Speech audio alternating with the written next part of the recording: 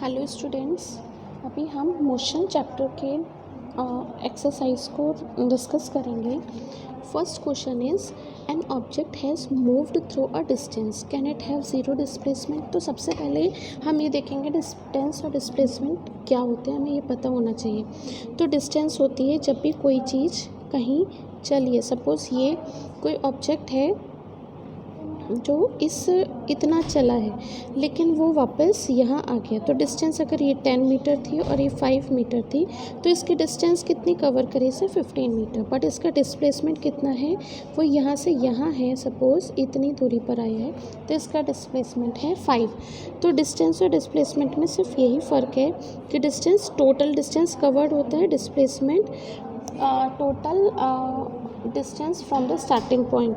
तो अभी क्वेश्चन है an object has move through a distance, can it have zero displacement. तो yes it can have zero displacement. If yes supported your answer with an example.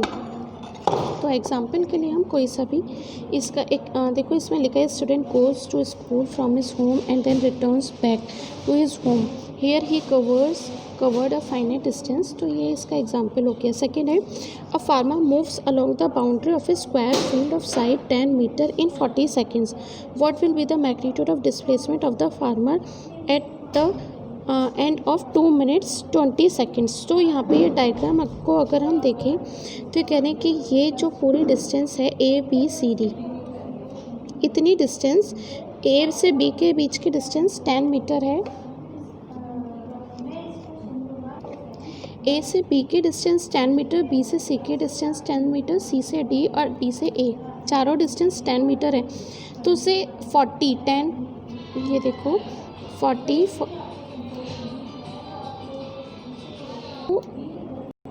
तो अगर इसको देखें ये भी 10 ये भी 10 ये भी 10 ये भी 10, तो टोटल उसने यहाँ से यहाँ तक 40 मीटर्स कवर किए इन 40 सेकेंड्स। तो 40 मीटर कितने में कवर हुए, 40 सेकेंड्स में।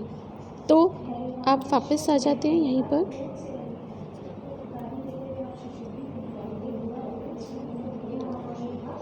अब क्वेश्चन में क्या पूछे, 10 मीटर 40 सेकेंड्स, हाँ, what will the magnitude of the displacement of the farmer at the end of 2 minutes।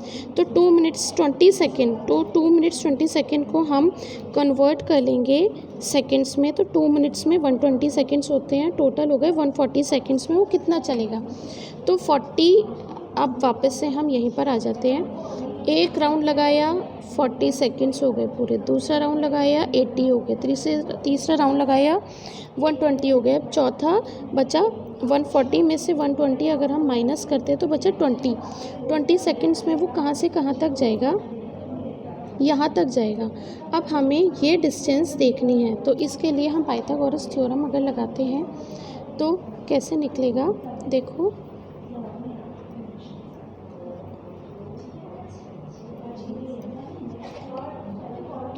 It means if the farmer had started from point A, then after completing 3.5 circle revolution, he will reach his diagonally opposite point C and a magnitude of his displacement B. AC is equals to, ये हमें पता है कि AC की अगर diagonal की value निकालनी होती है तो sum of the sides of a triangle, तब उस square of the sides of triangle ऐसे निकल जाता है। तो ये हम फार्मूला रख के 10√2 आएगा। ये क्वेश्चन बहुत इंपॉर्टेंट है, अक्सर एग्जाम में आ जाता है। उसके बाद आते हैं नेक्स्ट क्वेश्चन पर, third, which of the following is true for displacement, it can not be zero. तो ये गलत है, displacement can be zero, displacement zero हो सकता है। दूसरा, its magnitude is greater than the distance travelled by the object. कभी भी ऐसा नहीं हो सकता कि डिस्टेंस डिस्प्लेसमेंट से कम हो जाए या डिस्प्लेसमेंट डिस्टेंस से ज़्यादा हो जाए। तो ये भी दोनों इसके गलत हैं। आप distinguish between speed and velocity, तो ये मैंने आपको यूट्यूब में जो पहले वीडियो डाला था चैप्टर एक्सप्लेनेशन का उसमें है, फिर भी मैं एक बार ही बता देती हूँ। It is the distance covered per unit time, कितने टाइम में कितनी डिस्टेंस कवर हो रही है। डिस्प्लेसमेंट है कितने टाइम में कितना डिस्प्लेसमेंट कवर हो रहा है। स्पीड में डिस्टेंस की बात होती है, ये देखो, स्पीड में डिस्टेंस की बात होती है और वेलोसिटी में डिस्प्लेसमेंट की बात होती है। स्पीड में सिर्फ मैग्नीट्यूड होता है, इसलिए स्केलर है, जबकि वेलोसिटी में मैग्नीट्यूड के साथ साथ डायरेक्शन भी होता है, इसलिए वो वेक्टर क्वांटिटी है। स्पीड हमेशा पॉजिटिव रहती है, जबकि डिस्प्लेसमेंट नेगेटिव भी हो सकता है। आगे चलते हैं। Under what condition is the magnitude of average velocity of object equal to the average speed. Average velocity speed के बराबर कब होगी, जबकि वो सेम लाइन में सेम डायरेक्शन में चलता रहेगा तभी होगी। Next question, what does the odometer of an automobile measure. तो आपकी बाइक में, स्कूटर में, जिसमें भी ओडोमीटर होते हैं, ओडोमीटर का काम होता है वो बाइक या वो स्कूटर या वो कार या वो व्हीकल कितना चल चुका है, उसने कितनी डिस्टेंस कवर कर ली है। तो distance covered by that automobile. What does the path of an object look like when it is in uniform motion. तो ऑब्जेक्ट कैसा लगेगा अगर वो यूनिफॉर्म मोशन में होगा। उसका पाथ यूनिफॉर्म मोशन में होगा तो स्ट्रेट लाइन होता है हमेशा। During an experiment a signal from a spaceship reach the ground station in 5 minutes. तो 5 मिनट्स को सबसे पहले हम यहाँ पर सेकेंड्स में कन्वर्ट कर लेंगे। What is the distance of the spaceship from the ground station? The signal travels at the speed of v है हमारे पास 3 × 10⁸ मीटर पर सेकेंड। टाइम हमें दिया है तो distance is equals to v × t। उससे हमें डिस्टेंस का पता चल जाएगा। उसके बाद आगे चलते हैं। When will you say a body is in uniform acceleration. Uniform acceleration कैसे पता चलेगा। उसके बाद है when will you say a body is in uniform acceleration या non uniform acceleration. Uniform acceleration कब होगा, जब वो इक्वल इंटरवल ऑफ टाइम में इक्वल डिस्टेंस कवर करेगी। ये रहा, when equal amount in equal interval of time, velocity उसकी इक्वल रहेगी इक्वल टाइम में, तो वो यूनिफॉर्म है। नॉन यूनिफॉर्म क्या है, अगर वो अनइक्वल वेलोसिटी रहती है उसकी इक्वल इंटरवल्स ऑफ टाइम में। देखो एग्जांपल है acceleration due to gravity. Acceleration due to gravity is an example of uniform acceleration. और acceleration of a train running from one station to another station, कभी वो speed तेज करती है अपनी, कभी वो डाउन करती है, एक्सेलरेशन उसका ज़्यादा होता है कभी कम, तो ये नॉन यूनिफॉर्म एक्सेलरेशन है। लेकिन अगर आपने किसी भी चीज़ को ऊपर से नीचे फेंका है तो वो एक वेलोसिटी में ही नीचे की तरफ आएगा, तो वो कहलाता है नॉन यूनिफॉर्म एक्सेलरेशन। अब है a bus decreases its speed from 80 km/h to 60 km/h। बहुत इंपॉर्टेंट क्वेश्चन है। पहले km/h को हम और km/h को मीटर पर सेकेंड में कन्वर्ट कर लेंगे।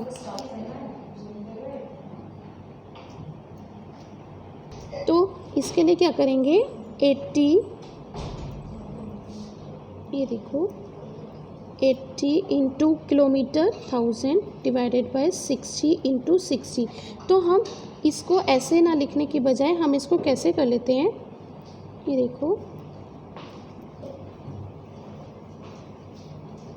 हम सीधे इसको ऐसे लिख लेंगे 80 × 5/18। कैसे, 1000/60 × 60 को सॉल्व करेंगे तो इससे ये कैंसिल हो गया। 2 5 ज़ा 10, 2 3 ज़ा 6, तो 6 3 ज़ा 18, तो 5/18 अपने आप आ जाएगा। इसी तरह से ये हम कर देंगे। तो पहले हमने 80 km/h को कन्वर्ट कर लिया, 80 × 5/18 200/9। उसके बाद नीचे जाते हैं, 60 को अभी ऐसे ही कन्वर्ट कर लेंगे, 150/9 आ गया यहाँ पर। अब उसके बाद acceleration is equals to v minus u/t। तो फाइनल वेलोसिटी क्या थी, फाइनल स्पीड या वेलोसिटी क्या थी उसकी, देख लेते हैं अभी नीचे चल के।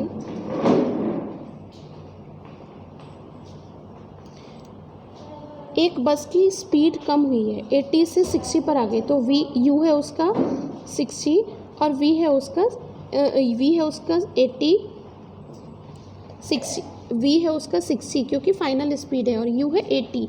और उसके बाद v जो ये आया है 150/9 माइनस 200/9 अपॉन 5 सेकेंड्स में उसे कवर करें तो 5, इससे आ जाएगा answer 10/9 metre per second square. ये बहुत इंपॉर्टेंट क्वेश्चन है, अक्सर एग्जाम में आता है। नेक्स्ट है अ train starting from a railway station and moving with uniform acceleration attains a speed 40 km/h in 10 minutes. Find its acceleration. अब एक ट्रेन ने स्टार्ट करे रेलवे स्टेशन से तो यू क्या हो गया उसका 0 हो गया। Moving with uniform acceleration and attains A speed 40 km/h, तो 40 × 6 5/18 कर देंगे यहाँ पर वापस से। अभी मैंने पिछले क्वेश्चन में बताया था km/h को कैसे कन्वर्ट करते हैं। 10 मिनट्स को हम सेकंड में कन्वर्ट कर लेंगे। अब एक्सेलरेशन u हमें पता है, v पता है, t पता है, तो v - u/t और उससे ये आंसर आ जाएगा। ये मैंने इतने बता दिए। अगला वीडियो मैं अभी अपलोड कर दूँगी, तब तक आप इसको ही पढ़िएगा।